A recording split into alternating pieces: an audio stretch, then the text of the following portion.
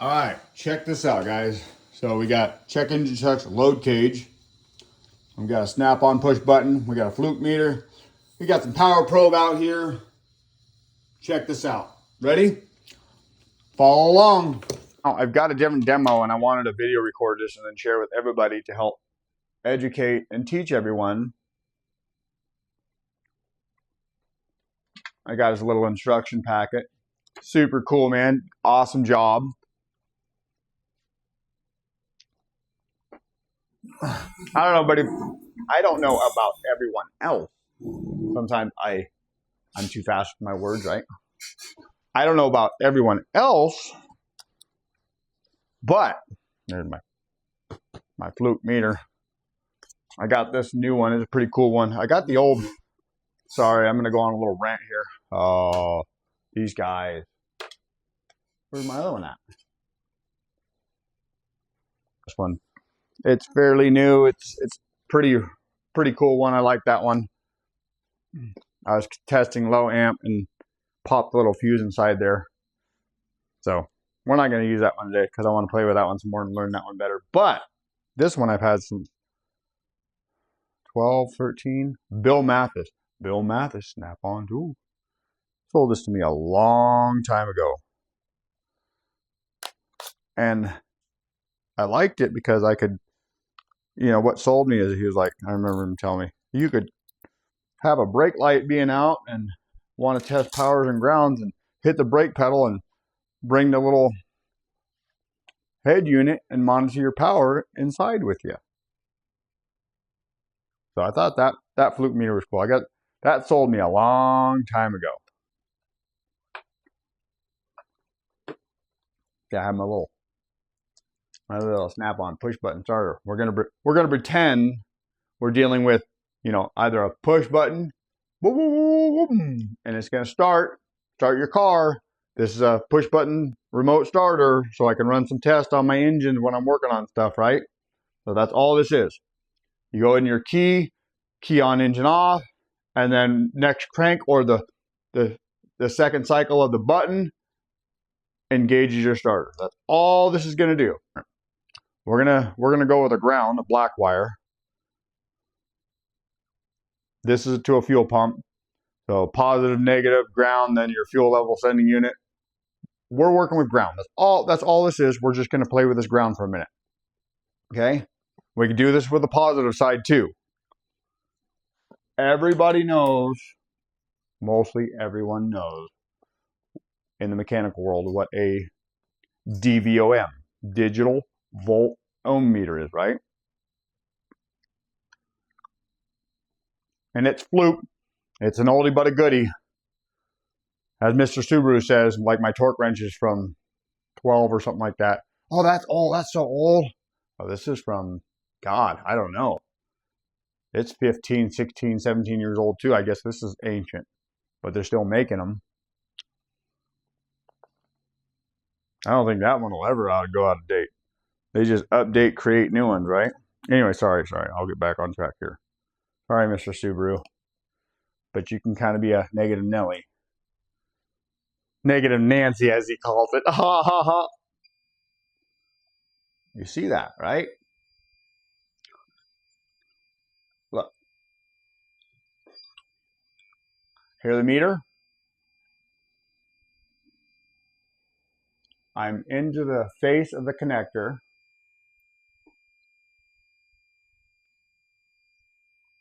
Touch probing. I'm making sure the wire is good.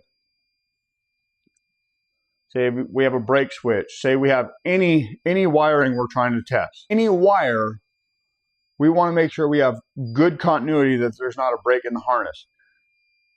And we're going to wiggle and shake it. And that would tell us that, right? Oh. And if I'm shaking the wire, we got maybe a break in the wire somewhere. But that's not the case. I'm wiggling, shaking it. It's still good.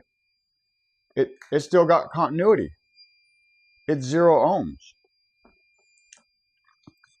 Okay.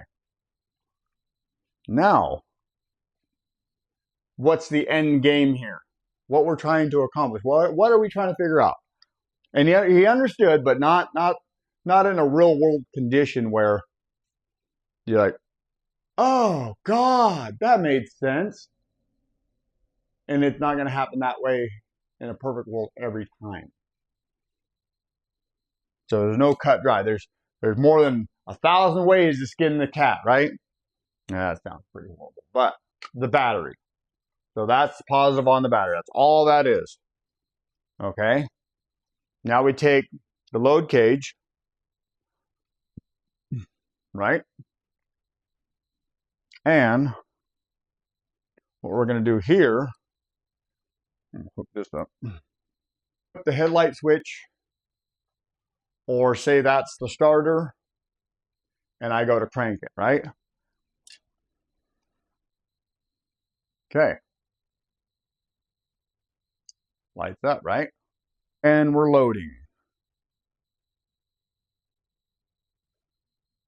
A little educational sheet there.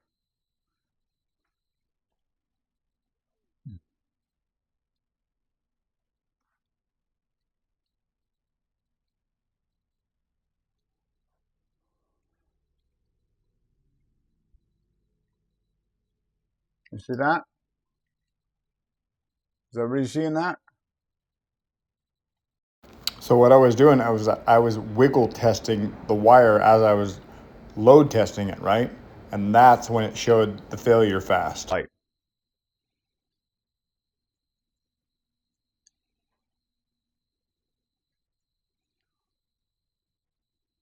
Right?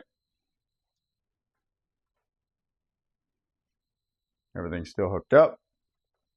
Let's take our ohm meter and we chase down where we lost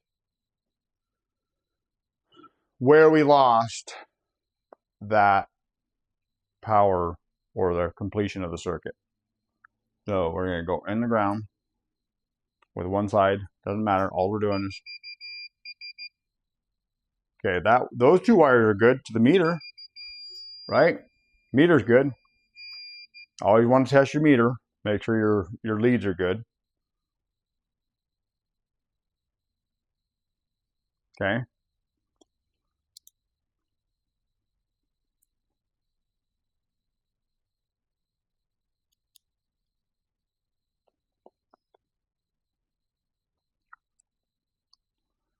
I wiggled and shook the wire, and this is good for all the connections. You know, it's good for a lot of things, but this is a simple test. I just wanted to run this one. Look, now I bypass the switch. I got nothing in that wire. What if, let's see, can we see that? And I got the signal on so we can hear it. So let's go down the wire. Here's a splice, right? Here's a splice. Let's go before that splice. Let's see if we get continuity back. There it is. And then, what if we bypass that part of the wiring? Do we get light back? So let's go do that. So now we're going to bypass that portion of the wire. And mind you, it doesn't have to be the negative. You can make sure your said unit is unplugged. Don't go find a PCM when you're load testing wires, right? To the component. Okay. Let's bypass that bad circuit. Jiggle the wires.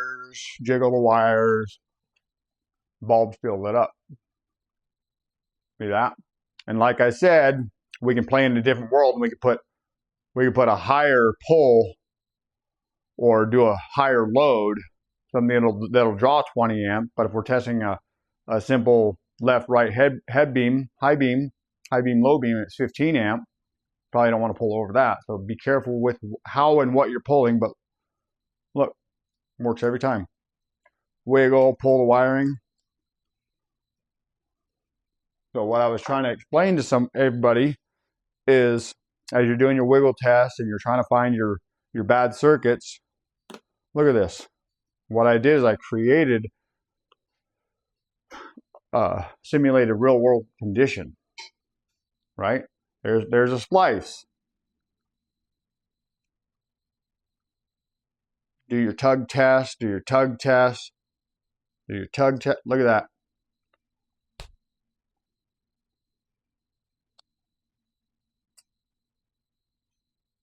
And that showed that. That helped me find that. And like I said, you can put a higher load on something and find that faster, but you need to know what your circuit can handle, what it's meant for, what it's designed for, and don't smoke the wiring around it and burn the harness up. So you got to be careful. So, love it, Chuck. Awesome. I really appreciate it. I wanted one when it first came out, and then I think I waited about a month to get that one. Well worth it. I wanted to support you, and I wanted to play with it and have one myself. That taught my boys so much, because this video is going to help them a lot. I'll patch things together and make it look better, but I thought, you know, hey, for what, 50, 60, whatever it was, 50, 60 bucks. So educational, right?